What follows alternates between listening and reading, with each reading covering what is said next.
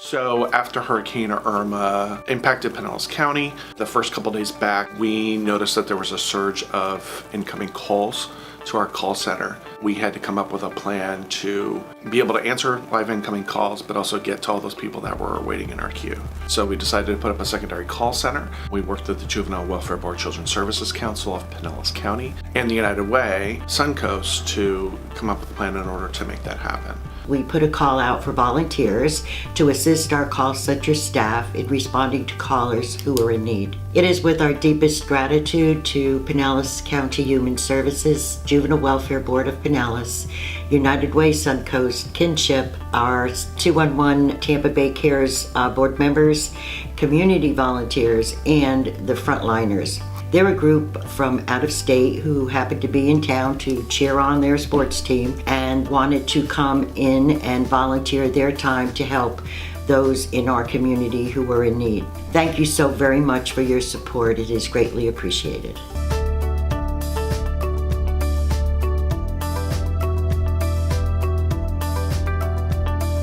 I prepared the training and trained all the volunteers. Training was a very short version of the training that we do to our staff, considering the time that we had, but I think it was very effective.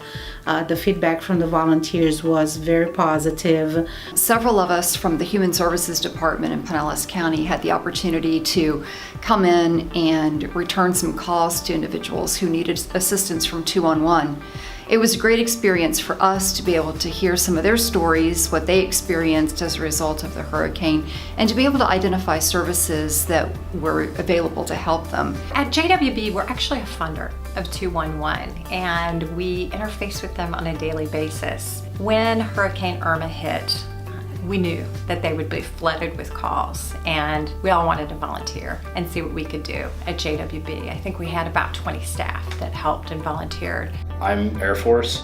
I was TDY, temporary deployment, in Panama City. I went ahead and took leave after my deployment and came down to Tampa. I believe in giving back, not just to my community, but my country. They were very sensitive to the special needs some of our clients could have based on their vulnerabilities. There was an elderly lady that called that was extremely upset about the aftermath of the storm. She had a large tree that fell in her backyard, and she was totally fretting because she could not find anybody that could help her. She said this was the first time in her 78 years of life that she ever asked for any assistance outside of her family.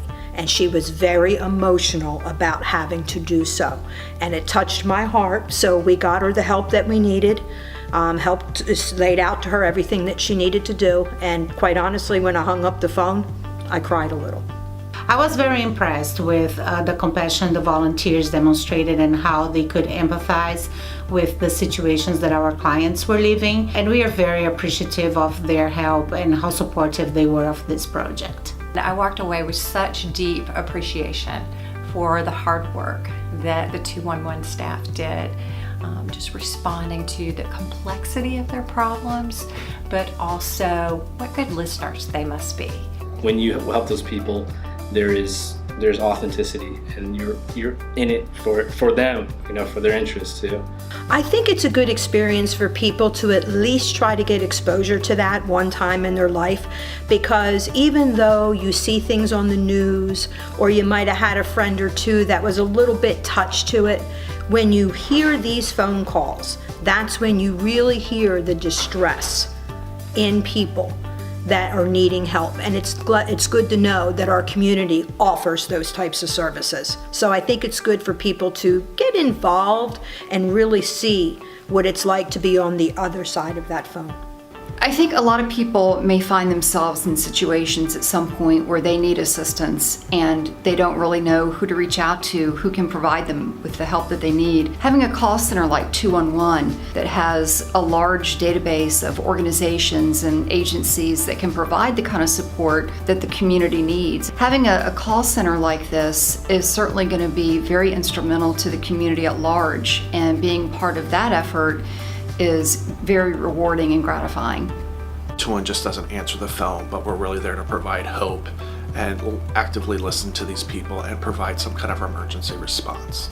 I will say I've never had staff feel so rewarded for a volunteer experience. I had individuals come up to me that worked for me that said, you know, it was just such a good experience to really just be able to listen, to help people, to get them linked to the services, and it gave them such a great understanding of what 211 does and faces each and every day.